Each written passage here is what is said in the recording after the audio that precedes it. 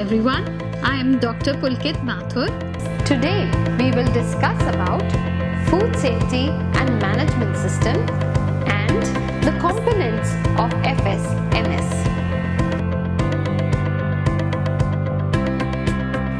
As per the FSS Act of 2006, Food Safety Management System means the adoption of good manufacturing practices, good hygienic practices, hazard analysis and critical control point, and such other practices as may be specified by regulation for the food business to ensure food safety. The FSMS requirements for various food businesses is provided in Schedule 4 of the Food Safety and Standards Licensing and Registration of Food Businesses. This regulation also specifies that FBO should have a documented FSMS plan. For the catering sector, Part 5 is applicable for licensed food service establishment and Part 1 is applicable for registered food service establishment. For a better understanding, we are going to discuss certain components of food safety management system. Firstly, good practices or prerequisite programs.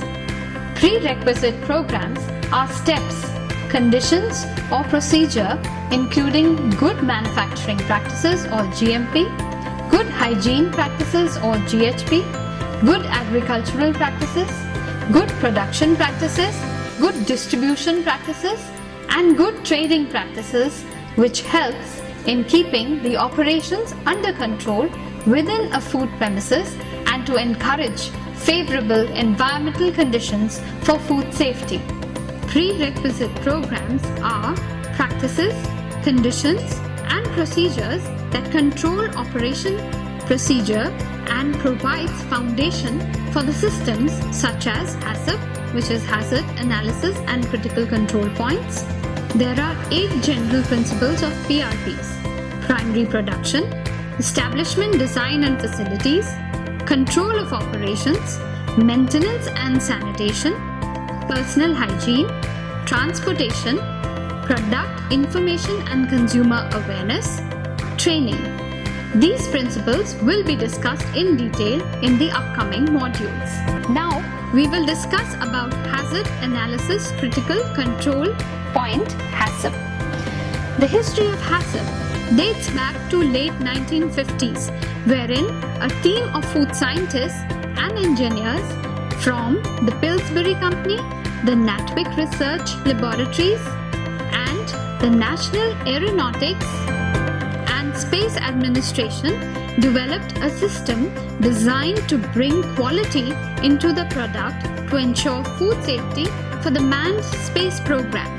Since then, HACCP has been adopted as a system to control the food production operations with an approach to eliminate food hazards at each point.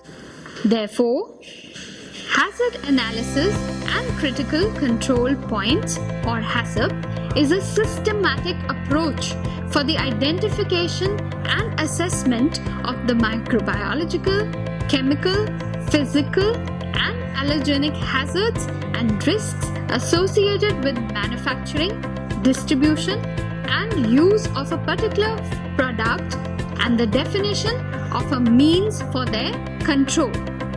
Earlier, the inspection of any food product was carried out which did not yield the desired results, as pathogens and toxins may be present in the food product right from the stage of raw materials.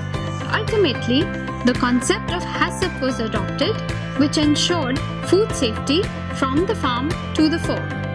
As per FSSAI, it is mandatory to follow HACCP in food service establishments.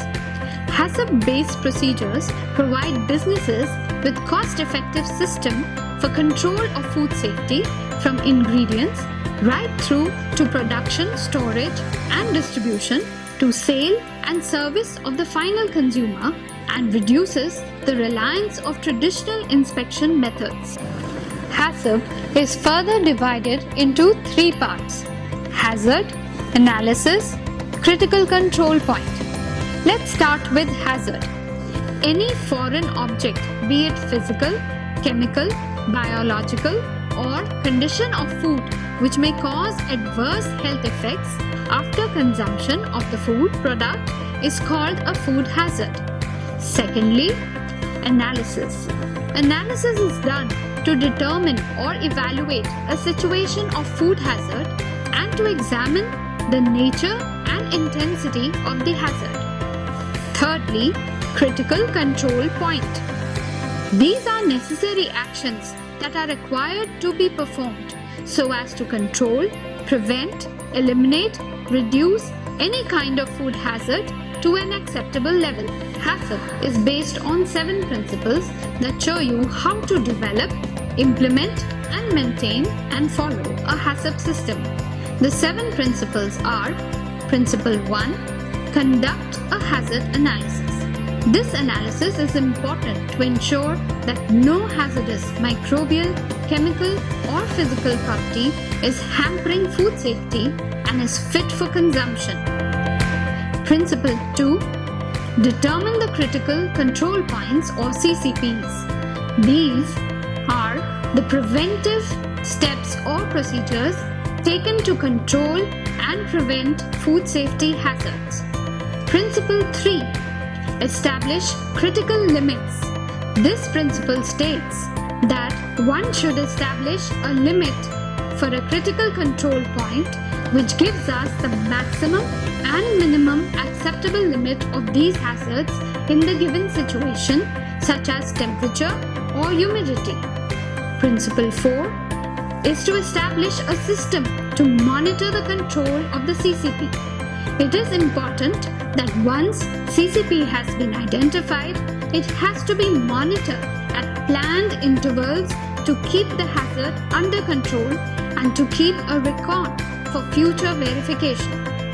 Principle 5 is to establish the corrective action to be taken when monitoring indicates that a particular CCP is not under control. The establishment should have corrective procedures well in advance so as to avoid the loss of control to attain food safety.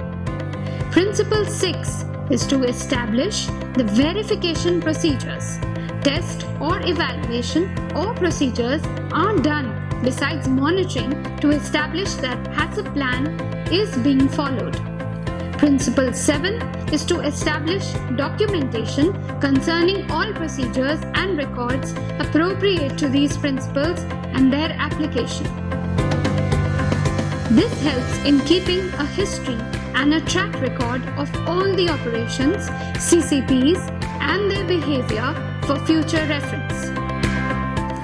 To make sure that the HACCP system works in an organized manner, certain standard operating procedures need to be created and followed.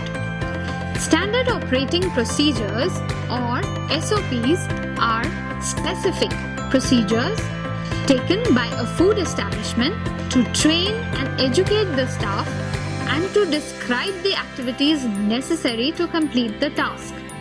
It is essential to establish SOPs for one's operation. The purpose for the same are to protect your products from contamination from microbial, chemical, and physical hazards, to control microbial growth that can result from temperature abuse, to ensure procedures are in place for maintaining equipment, to make sure the HACCP plan is being followed and the procedures are enforced effectively in controlling food hazards. Monitoring forms, record keeping, and reviewing of records is very important. We will discuss these one by one. Monitoring. Catering establishments should perform a systematic monitoring at planned intervals to ensure that food hygiene system is implemented and maintained as required.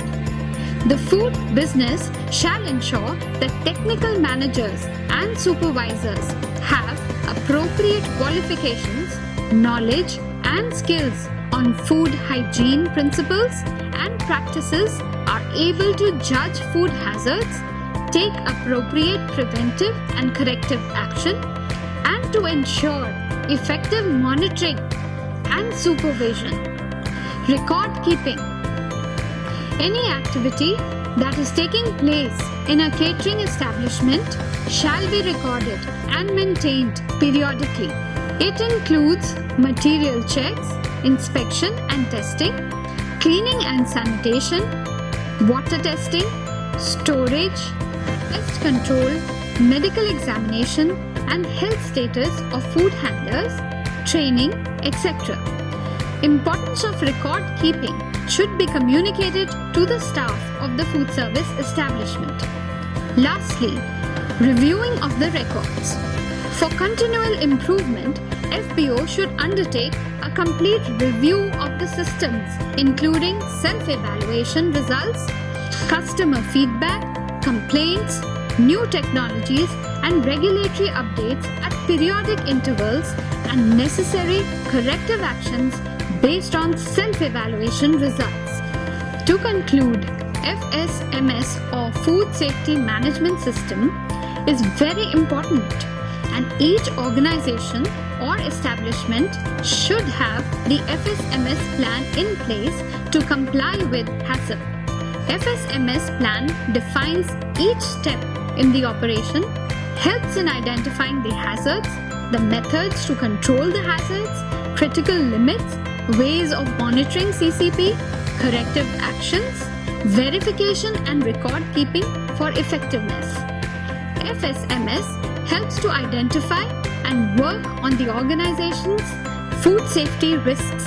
It focuses to develop work procedures which help employees to take responsible actions and to ensure food safety tasks are followed judiciously. That's all for today. Thank you so much for watching.